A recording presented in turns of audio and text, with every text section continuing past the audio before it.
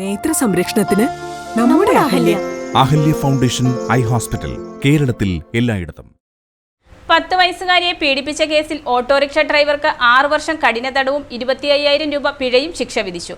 Arakuzha കീഴ്മടങ്ങ് violin വീട്ടിൽ Bibins മാത്യുവിനെയാണ് Muvattupuzha POCSO കോടതി ശിക്ഷിച്ചത്. 10 വയസ്സുകാരിയെ പീഡിപ്പിച്ച കേസിൽ ഓട്ടോറിക്ഷ ഡ്രൈവർക്ക് 6 വർഷം കഠിന തടവും 25,000 രൂപ പിഴയും ശിക്ഷ വിധിച്ചു.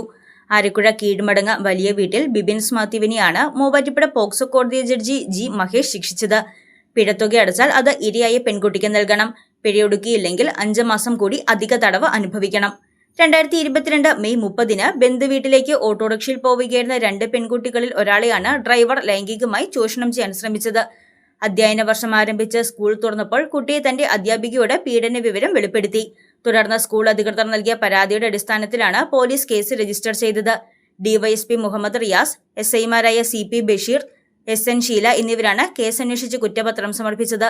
പ്രോസിക്യൂഷന് വേണ്ടി special public prosecutor PR Jamuna ഹാജരായി. News desk Muvattupuzha news.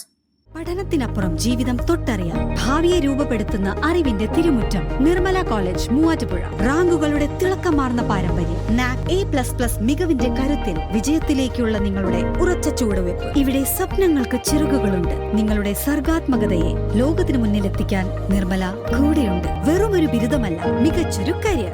ആധുനിക സൗകര്യങ്ങളും സുരക്ഷിതമായ ഹോസ്റ്റലുകളും ഇവിടെ നിങ്ങൾക്കായി ഒരുങ്ങുന്നു. 2026-27 അഡ്മിഷനുകൾ ആരംഭിച്ചു. ഇന്ന് തന്നെ അപേക്ഷിക്കൂ.